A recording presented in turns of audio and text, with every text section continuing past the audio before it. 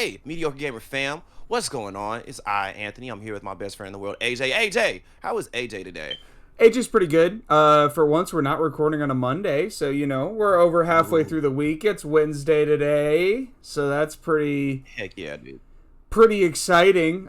Besides that, not really a whole else is going on. What's going on with you, Anthony? Nothing new, nothing different. Just drinking water, staying out the way. I might be a garbage man. I don't know. Back in the day, like when I don't, how old was I? Probably like 18, 19. I was Mm-hmm. like, okay, listen, I'm going to get my abs right. I'm going to do a whole bunch of push ups. This was before OnlyFans. This was before the whole sex work boom. I was going to be a stripper. And I know what you're thinking. Why would you want to be a stripper? They make a lot Uh-huh. of money. Literally the only reason I didn't become a stripper is because dude strippers have to work so hard. Like, I know you probably wouldn't think like, oh yeah, you're a dude stripper. No, you got to have dates with your clients. You got to stay in shape. You got to have a routine. You got to do a lot of work versus like female strippers. You just get naked and everybody's like, ah. So, okay, hold on. That added just a It's a whole rabbit hole. slew of Yeah. questions that I'm sure we don't have Come time to on, go let's do it. into. But Let's get into some of them. Why not? This is a gaming so podcast, by the way. you We're gonna get to gaming eventually. you wanted to be a stripper. I want to get Yeah, clarification on okay. that. So, oh yes, yeah, no one was gonna force me to be a stripper. I don't know if you can. But yeah. Well, because you gotta think. Have you not well, it's different down in the South. But it's a whole joke about how young ladies when they graduate college, turn 18, whatever the Mm-hmm. case is, they move to Atlanta and getting stripped and strippers like documented make a stupid amount of money. And I say Atlanta because I'm in Alabama. If you were in Mm-hmm. Mississippi or Louisiana, you probably go to Texas. But yeah, no, it's a thing. And people do it Hmm. and not a lot of time they make like six figures. Like Yeah. and not a lot of time. Right. Okay. And so it's like, okay, yeah, for sure. So I'm thinking as a dude, and you got to think, I'm like 18, 19. I'm just now like really getting in the gym at that point, really like working, Mm-hmm. really doing my stretches. I was on my business. I was on my program back then. And I was like, yeah, for sure. I could just get a little bit more tone here, get a little routine, and we Mm-hmm. could do it. And then literally everything I read about being a male stripper, because I'm a nerd, I read about things before I just jump into them. They Yeah. was like, yeah, no, I'm on like I'd have like a different date every night, and then I dance for my dates. So they bring their friends to my establishment, and we all party together, and they tip me well. I get naked, and then I do the same thing next week. On top of going to the gym, on top of learning the routine, on top Mm-hmm. of just maintaining a relationship with the club. And I was like, that is a lot of work. Yeah. Yeah. I'm not surprised to hear that. I mean, it's when it comes to selling bodies, that there's a lot more want for females than males generally, Mhm. and so Yeah, that unless makes sense. I was just gonna say, unless you wanted to do gay porn, that's a whole other rabbit hole we can get down. Oh But yeah, but that's also like there's a gap. There's a solid gap between like stripping and then like I mean yeah, just going to Pound Town. filmed uh fucking Just film prostitution fucking essentially. actually. Yeah, I mean yeah, Yeah, but film getting fucking. paid for You can sex stop and it's saying legal because you film it. I mean it is filmed exactly, prostitution, but exactly. That has nothing. absolutely has nothing to do with our topic. That what a turn right away. I wasn't I ready to mean, talk kind about of. stripping I will at say, hold all up, today. time out. I got a perfect segue. AJ, you ready for this? This is gonna be a doozy right All here. right. Okay, this You've was already hit like us I got with a a perfect segue. doozy. Let's hear another. This is incredible. You're gonna love this one. All right, so again, we're gonna talk about stripping for a second before we get to the actual topic. Okay. Up in New York, well, on the East Coast, really down here, it wasn't really as much of a problem. But on the East Coast, like there was like a real life beef between strippers and bartenders. The reason being, the strippers did all the tricks, but you can also tip bartenders, and the bartenders figured out, oh, I got a butt, I got boobs, I'ma just bring you a bottle, and now I'm getting the $1,000, and now the strippers, instead of getting the $10,000 tips, they're getting like $3,000 tips, and they were like, no, and there are like real laws like now. I think there's legislation now, but for a while it was like, hey, if you try to take my tips, we gonna really have to go outside about it, and I feel like that's what we're coming up with these console wars because I don't know what anybody's doing, especially Microsoft. We can get to them, and then Sony. Also, I don't know what they're doing. We don't really know what anyone is doing except for Nintendo. We have like an iota of what they're doing, but even still, like, you know, when you look at, which great segue by the way, but when you look at Heck the yeah. the like the next generation in consoles, you know, we have the Switch 2. We know that's coming, and even Nintendo's president came out and said, like, don't think of it as like the Switch's successor. It's more of like the Switch Pro Plus or whatever he said. I'll have it up, but he said something like that, and I was like, so that So okay. here's the thing about that, right? Because I have a feeling, I have an inkling that Mm. whatever they're gonna call this, Switch 2, Switch Pro, whatever, I feel like this was the Switch Pro that was rumored however long ago that was. Yeah, no, I absolutely think that that's what this was. I think what happened was is they realized, oh, like we can just market this as a Switch 2, like what we've created, and so let's just make the OLED as like the Switch Pro because everyone's expecting it, you know, get some extra sales from that, and then this Switch 2 will be what we've been planning. Maybe refine it a bit within the time frame, but like I think Mhm. that's really what's going on here. And so, and honestly, I think that's a real smart move because I Mhm. think they really learned from the Wii U, where it's like, hey, if it ain't broke, like, Yeah, why would I try to do anything different, and well, that's right? why I But was. Oh, sorry. Go ahead. Go ahead. no, no, please, please hop in, hop in. What were you gonna That's say? why I was so curious before we found out it's going to be just a Switch 2, and why I'm now really excited for their next console because, like you're saying with the Switch 2, like or the Switch 2, the Wii U, Nintendo always likes to switch it up and do their Nintendo thing, right? Like we had the GameCube, which is like underpowered. Don't get me wrong, but like it was so like gamer focused between like the controller, even the being able to take it anywhere, and like the compatibility with the GameCube, like all of a sudden like, it was so gamer focused. It was really cool. And then went to the Wii, and it was this super niche thing that was like not niche but niche. And then you know It was pretty niche. the Wii U, they were like going for nicher than niche with that. And I'm saying niche too much at this point, but it Niche. it was really going for this gimmick like everything else they've done, and then the Switch went for its own gimmick where it's like a portable at-home console. So I was really excited to see what the next gimmick was. I'm a bit let down as a Nintendo fan that there's not a new gimmick, but at the same time I'd rather them play it safe and be able to keep the company afloat than have another failure. While the Switch has been their greatest success, it's brought them out of the deep end. I don't want to see them go right back into the shit with the Wii U and be afraid to innovate. Like that's always been Yeah. one of their biggest selling points. I think the big innovation for the alleged Switch 2 is that is a allegedly, I don't know, they didn't send me one, unless you guys just really want to. It's allegedly as powerful as a PlayStation 4 Pro, which, duh, it's underpowered compared to the PlayStation 5, most of the Xbox, well, most of the Xbox Series. Let's just say the Xbox Series. But a Nintendo console that has the power of a PlayStation 4 Pro, Uh, that has almost limitless possibilities. that's almost that like that truly that's like almost all the power you really need out of a handheld. I mean, really at the end of the PS4 era, those games are looking like pretty damn photorealistic. Like there are PS5 games that are only PS5 that come out that I'm like I look at them compared to some late PS4 games. I'm like these it doesn't look like the massive advancement that every other console generation has been prior, right? Like, you know, PS2 to PS3, PS3 PS4, like massive hops in graphical capability. PS4 PS5, I mean, yeah, it's better, but it's not like whoa, this is the next generation of gaming. And so like I Yeah. think PS4 Pro power is just fine for a handheld. It doesn't need to be anymore.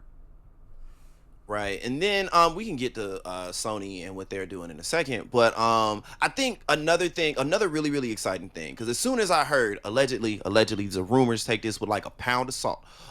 Um yeah, no, as soon as I heard that it's probably as powerful as PlayStation 4, I thought, oh, Mario is gonna be crazy. I thought the exclusives are going to be insane. Like we may actually see a Grand Theft Auto on a Nintendo console for the first time since Chinatown Wars or something crazy. Like I think like The this next is Zelda has the potential to go absolutely bonkers. oh my goodness. And with the whole thing of like the PS4 to PS5, yeah, it is like a very minor jump, but I think kind of the big focal point is that the quality of life is, bar none, some of the smoothest experiences I've ever had. Like, Yeah. period. Like, for example, Dragon's Dogma 2 and the lack of loading screens is noticeable. It's so noticeable you stop noticing it, and it doesn't make sense, but it does. But yeah, no, Dragon's Dogma 2 is probably like a really, really good example. That's And probably the only example right now. well, and there's ton like whatchamacallit, Demon Souls, Elden Ring, all those did a really good Yeah. job with loading, with just a quick haze walking through it. I mean, I know when you have to reload to a Baldur's Gate grace, 3, like it takes a second. you could Baldur's argue. Gate's pretty quick.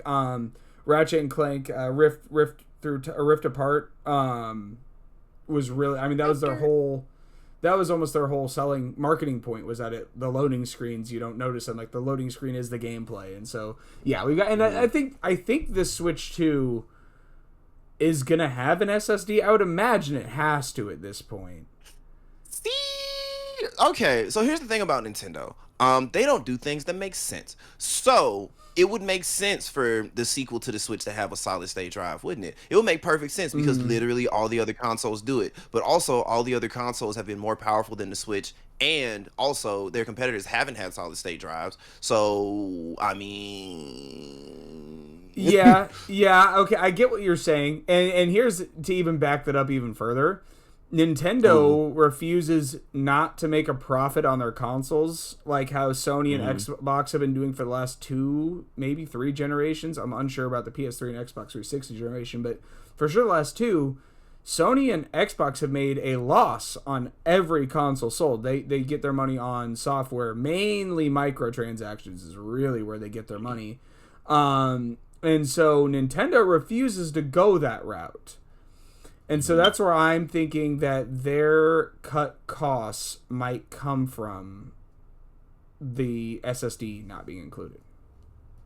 Yeah, I mean, granted, shout out to all of us who don't know what a solid state drive is, because before the PlayStation 5, I didn't know and didn't care. What the solid state drive does, it's a lot of, you're gonna read a lot of mumbo jumbo. I don't know the words I'm actually saying. My point is, it makes the game run smoother. It's the moral to the Yep. story. It makes ray tracing possible, makes the game run smoother, makes a whole lot of things that previously would light a PlayStation 4 on fire, the PlayStation 5 can do with ease. And a really, really big advancement that came with SSDs was the fact that it doesn't slow down over time. Your traditional hard drive, for Mhm. those who you don't know, and I won't get super technical into it, but it slows down over time because it's a spinning disk, and like any moving part in any machine, it's going to struggle after years and years of use, whereas an SSD is just a circuit board, whatever, any other circuit board, so it's immediate signal. It's why it's faster, and it won't slow down over time. So there is nothing really but benefits. I mean, you think your PS4 is slow now, it's only going to get slower in years' time. Just how that works. Yeah. And let's talk about the people who I thought was slighted to win this whole console generation. Microsoft, baby. Let's talk about them Yeah. because I don't know what they're doing, but I think I have an idea of what they're doing. Mm-hmm. I don't know, but I have an idea. Yep. Okay. If we've been paying attention to the news most recently, Microsoft has had a series of different layoffs, different just things, just weird moves, no game announcements minus Stalker 2, which um and yeah, I think it's because Starfield was such a bust that they were like, dog, we got to cut our losses. Yeah, I could completely see it because they definitely were banking on Starfield being like they're like it was gonna bring them out of the depths because they signed on Bethesda, said Starfield's gonna be only single like or only Xbox, and all Bethesda games going forward are gonna be Xbox exclusive, and then all of a sudden now that it failed, they're backpedaling on that, and then they're cutting development teams that don't make them like a shit pot of money. And here, what's really interesting though. This is really interesting. Mm. Todd Howard said he doesn't think Starfield was a bust, and you know what? I'm inclined to agree with his reasoning just a bit here. Okay. What's his reasoning? So it turned a profit, and they have an 82% approval rating between critics and like peer reviews. So I mean, any other game, that's a success. I mean, if you look at it on paper, that isn't a success. Like that's not a wrong statement. It's not a wrong statement. But it hurt the reputation, which is the big loss that he's not acknowledging there. The reputation won, and also I don't know how it turned a profit unless we're counting Game Pass sales. You see what I'm saying? Because Yeah, and a I don't lot know of the that. concurrent players of Starfield, a lot of concurrent players of Starfield played it on Game Pass. Why? It's an Xbox exclusive, and you could play it for free. So it had like a peak total of like 12 million players. I don't think they've released how many of those players are Game Pass versus purchasers, and I'd argue it's more than half. Yeah, I completely agree with that. I mean, $10 for the month to try out a game versus $70 if you don't like it. I mean, I get it. It definitely makes sense.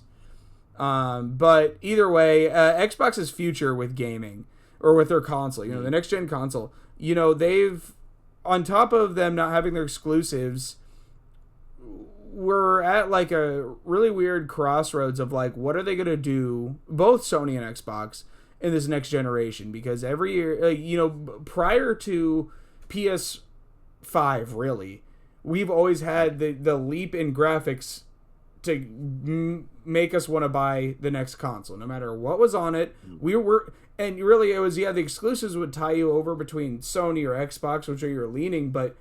And I mean, a lot of it is what your friends are like on because you're online, the online boom. But you were getting the next console no matter what. Like, it wasn't a question of if we are.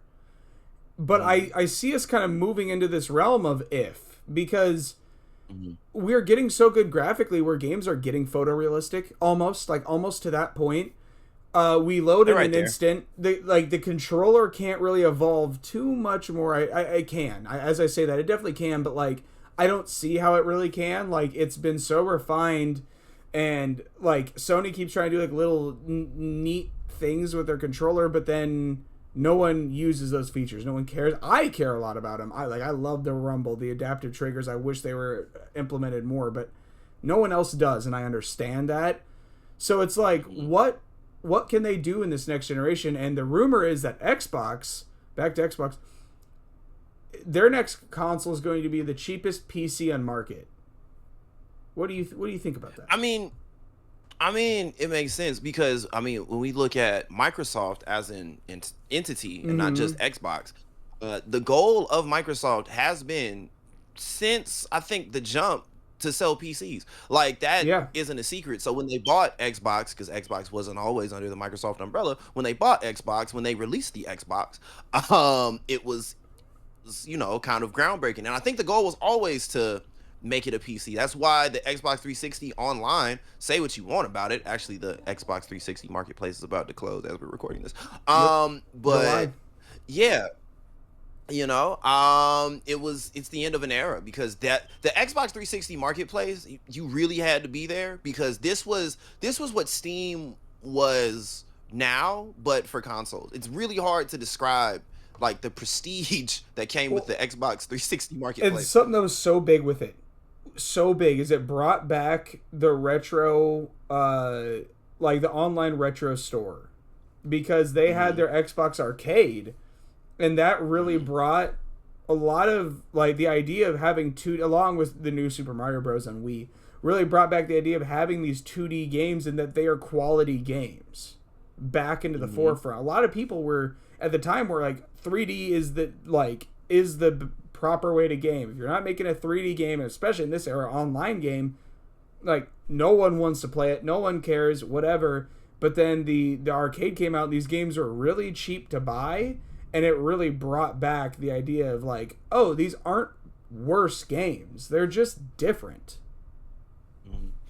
I mean, and then that kind of fed into the whole indie boom and how like indie games on Steam and like plenty of other indie platforms like exploded right around the same time as the Xbox 360 marketplace, because a lot of these games couldn't get on the Xbox 360 marketplace, not because they were bad games, they were just smaller. And So to see that chokehold that Xbox had from the 360 to the Xbone, which I don't think anybody can argue that the Xbone, it wasn't a failure, but man, compared to the PlayStation 4, if it was a race, they may have, well, they may as well not have been Yeah. running. Well, and that's the thing is they were running out of steam towards the end of the Xbox 360 era. A lot of people don't know this. I think we've talked about it previously. PlayStation won at the end of that generation. PlayStation's been winning for the last 2 generations, 2.5, because of this one. Like, Xbox 360 definitely won in the beginning, but what people don't realize is PlayStation won within like the last year. They crept ahead and won. 100%. The Last of Us was a huge push. I mean, people literally bought PlayStation 3s just for The Last of Us, and it helped because they outpriced Xbox. While Xbox was so focused on the Kinect, chasing that Wii money, they were being greedy, which is crazy to think now. I mean, they still are a greedy company, but you know they're dying now. Most companies are greedy, AJ. Yes. It's capitalism, baby. Get with it. But it is it's crazy to think about. And so now with the Xbox losing so badly, I think it makes a lot of sense. It's really smart for them. Like you were saying, that they go this PC route because a lot of people, I've heard so many people go like, oh, I'd love to get into PC gaming, but it's so expensive. And it is expensive to get into it.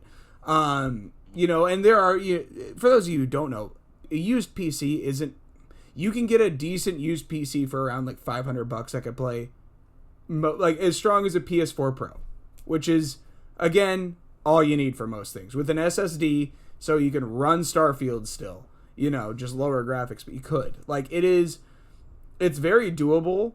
So the barrier isn't as high as people think, but it's also not as fun to do that.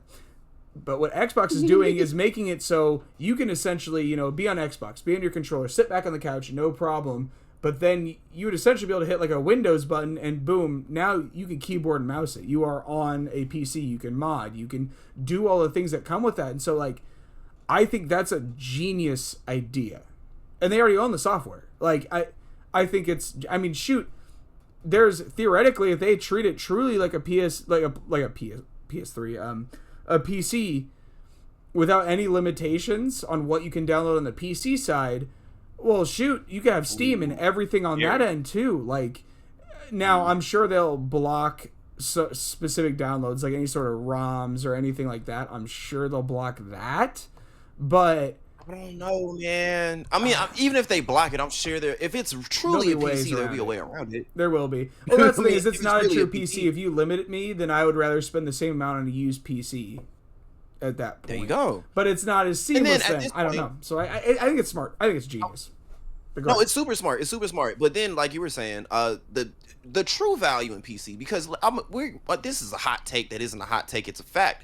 Consoles have been holding games back for a while. PCs have been able to do some incredible things for a while. Like, probably games that look like I'm pick a game. God of War Ragnarok probably could have existed 20 years ago if consoles didn't exist. That's a fact. Yeah. I get what you're saying.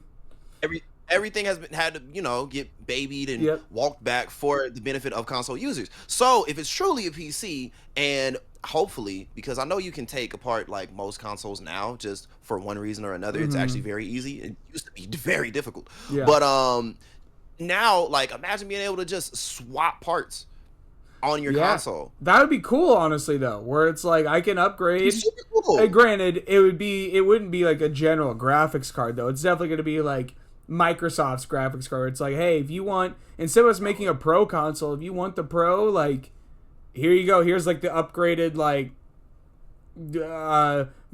mag card, and it's their graphics card, whatever Xbox wants to call it.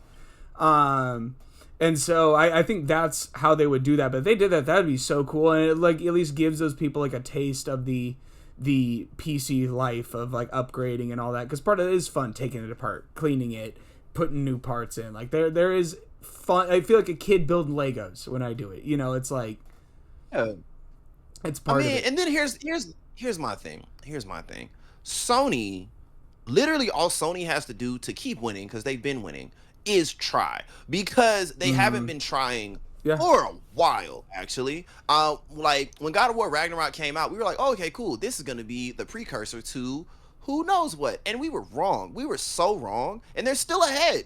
So literally, could you imagine if Uncharted 1, 2, and 3 and 4 came out over the course of the PlayStation 5's life cycle, I don't think Xbox would be a conversation. Yeah, no, I absolutely. And really, you know what's crazy to think about is if Sony doesn't do anything for this next generation, they just release another console that's slightly better. I mean, it might as well be a PS5 Pro at that point, in all honesty. What if, like, at that point, like, Nintendo is honestly primed to catch up then. Because by that next console generation, Nintendo will have something stronger than the Switch out, at which point we probably don't need too much power. At a certain point, it's going to become unnecessary to keep powering them up. Once we hit true photorealistic everything, there's no point anymore. So as we start kind of getting close to that threshold within 2-3 console generations, Nintendo is like poised to surpass all of them if they keep up with their unique stuff, and they have the biggest catalog of exclusives by far. Oh yeah, by a stretch. That's scary. Oh no. So okay, because Microsoft is ultimately exiting the console game. They've said as much. So that means that Sony and Nintendo is finna be back, baby. Finna be blood in the streets. Are you ready? We'll see. I mean, because Nintendo is like its own subsect within consoles. It's like, you know, everyone that likes consoles has their PlayStation or Xbox and then a Switch on the side. Like, not many people, if you're above the age of 13, has just a Switch as their only console, you know? Or you're a very casual gamer and you only play Animal Crossing or some shit, you know, you're whatever.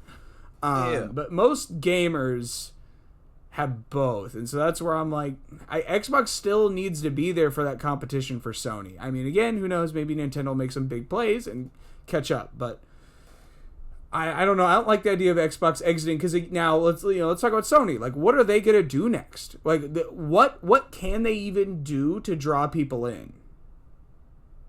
Okay, so here's the thing. Sony already pissed Kojima off once, and they realized that was a terrible decision. So I don't think they're gonna do it twice. I don't know. Sony has done a lot of stupid stuff, but I don't think they're gonna do that. And so with that being said, I think that between the fact that Kojima has a movie coming out, I'm certain Sony already has a whole movie division that I'm sure is gonna have something to do. I'm thinking, what if Sony makes the PlayStation like your movie box? So like with your PlayStation Plus, you get like certain movies, kind of like a Netflix almost. Okay. So you get like a streaming service on top of your games, on top of a console that runs basically whatever you want. All in one streaming service. All on one streaming service, on one machine. I mean, because Xbox is doing the same thing. Like that's kind of the big deal of it being the cheapest PC on the market. It's gonna become a Game Pass machine. Now, granted, they say they're open to having Steam or whatever other storefront on their platform, but I mean, 2 plus 2 gives me 4. I really hope that's not the future. Nintendo already does it. I could totally see Nintendo that. already does it. I could totally see it. I just hope that's not the future and I think it is the future we're heading towards, where everything's just streamed and it's all on passes and all this. That's gonna suck, but I do think that's the future we're heading for, and casual gamers are looking towards that because they don't care. It's really the hardcore gamers like myself and you that would care more about that, but nothing can be done. Here's what I really hope for. I think here's what could make them win again this next generation. If they made their console just stupid easy to develop for, like make it really developer friendly, and so then developers can whip out games quicker. Yeah, I mean, so here's the problem, right? Because here's the problem we're facing in just gaming as a whole, right? We're used to these huge AAA games, AAA experiences, but they're, one, expensive to make, and two, the smaller games that do well, like a Hi-Fi Rush, like Redfall, for example. These games don't cover what they lose on those games, right? Period. And so now you have a bunch of developers making these really small, really dope games, but they don't pay for the next Skyrim. They don't pay for Fallout 5. They pay for another small indie. That's what they do. They pay for another small indie. And so as we see these bigger games kind of get less and less return for the investment. I mean, we're already seeing Square Enix. Square Enix of all gaming companies is like, we're gonna have to restructure. What? Yeah, well, and that's why you see like EA and all these companies like they're going like full live service because that is what returns them money. Single player games returns them money. We talked about this previously where it's like, yeah, a single player game might give us amazing, stellar returns this year, but what about the next year, and then the next year, and then the next year, and then the next year until the next game comes out? Our stocks then slowly go down. So it's like impossible to have this balance of like really big single player game, but then also like these smaller titles, and then these like it just doesn't make sense. The only thing that makes sense from a company standpoint, which is why I think all these businesses are doing it, is live service games. It's the only thing that really makes sense from a business standpoint. But the thing is gamers are sick of that. So in the long run, that's still not gonna work. That's not a permanent solution. And there's only so many live service games that can be big and stay relevant. You know, there's thousands of live service games that no one knows about that are going on currently. But and are making money. Let's start there. Oh yes. But there's tons of games that come out that are single player games or limited online capabilities and whatever that no one touches, and that company pretty much goes under. Like they can't do anymore. So it's like such a gamble, but it's like at the same time, like as soon as we all go to pretty much only live service games, gaming industry is going to be mostly dead. Yeah. The fun out of it is going to be dead, I should say. Oh yeah, for sure. But I think we're heading towards a very, very abrupt end to the live service model. I don't think it's gonna happen in the next year. I don't think it's gonna happen in the next 2 years. But I think a lot of companies are gonna be like, you know what? I think we did a misstep. We made a oopsie somewhere. Yeah. Okay, so let's kind of wrap up our thoughts. I know we're keeping the fam here a little long. AJ, who do you think wins the next console war when we consider that Nintendo is beefing up their hardware for the first time and it feels like forever? Sony is doing whatever Sony does and coming out on top, and you got Microsoft trying to do a Nintendo type of thing, honestly, where they're like sidestepping, doing their own thing, and still still remaining relevant. Tricky. It's hard because first of all, technically Nintendo is winning this current generation's war. Oh yeah, but it's hard because Nintendo, like the Switch isn't this generation though. It came in halfway through this generation and is leaving halfway, or last generation is leaving halfway through this one, where the next one's gonna come in. So it's kind of like hard to really like compare it. But in that sense, Switch won last one. I think Switch 2 has a great chance of winning the next one. But between PlayStation and Xbox, I am getting the feeling that this next generation Xbox is going to tip the scales a bit if they do what is rumored to be being done. And granted, though, I'm saying that without knowing anything about what PlayStation. Zero rumors, zero anything about what PlayStation's cooking. So it's really hard to compare right now. But as of right now, I'm going to say Xbox because there are so many people that, like I said, want to get into PlayStation or PC gaming but can't. And so this is a perfect middle ground where you have both. Where honestly, like someone like me, unless PlayStation has something really wowing to grab me, I'll probably go with an Xbox this next generation, which I haven't since the 360. Because why wouldn't I? It has way more capabilities. Why would I go with a PlayStation? Because I was just watching a video about this earlier today. All we know from Sony is that they have, like, I think they're gemstone developers, they're key, whatever, Naughty Dog, Guerrilla Games, that whole kind of camp, Sony Santa Monica. They're working on stuff. Sucker Punch, another one, but we just don't know what it is. Yeah. So, it's tricky. I think Sony's going to maintain their dominance. Not because I'm a Sony pony. I want Microsoft to quit fucking up so bad. You don't understand. I want them to win. I thought they had it with the 360. I thought they had it with the Xbone. I thought that the Xbox Series was going to be the future.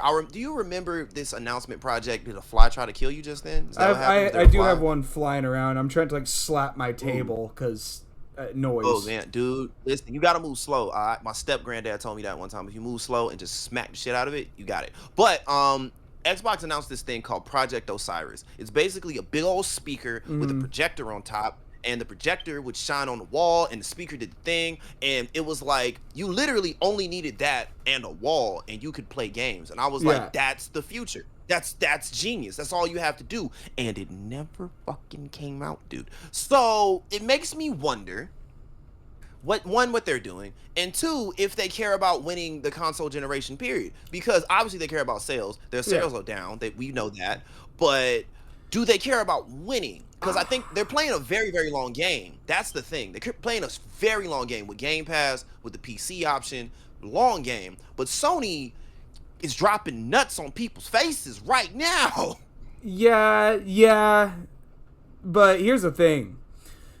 When we go into this next console generation, PlayStation exclusives aren't that much of a pull. I mean, yeah, you get to play them before Xbox players, but they'll technically come to all Xbox consoles at that point. Because if Xbox is a PC, it can get all those games. So in that sense, again, why wouldn't I get an Xbox so I can get all those games, all those features, get Steam, which is a massive library of games, and I just have to wait to get the PlayStation games. It sucks, but I can wait. Like, if it means a better experience overall for years down the line, like, PlayStation has to do something spectacular with the console itself. The exclusives aren't enough. Yeah, I think we're gonna see something. I don't know. I feel like Sony's gonna surprise us because, granted, they've done it every console generation. Literally every console generation, Sony's pulled something out of their hat, and we were like, oh shit, like every single time. So I'm not gonna count them out this time because I have no reason to. We don't know yet. And also, Microsoft has actually been fucking up. Yeah, so, it just sounds like I think it's. It just sounds like this next console will be exactly what they need to do, regardless. Like, this next console will make it so it doesn't matter if they have exclusives or not, because it'll sell just for the premise alone. It will. But I mean, also, a lot of people are turned off to PC gaming because, I mean, PC Master Race. PC you don't have is to, objectively is the the best experience. I agree, but then you don't have to. You could just been. use the Xbox controller and all those games. You don't have to use it as a PC. Don't have to, but I don't know if people are going to realize that. Kind of like how people didn't realize that you didn't have to be online all the time with the Xbox One after they fixed it, after they announced it, because they realized they fucked up. Well, and what's funny is you had to do the same thing with PS4. You had to be online to play your games. They just didn't announce that.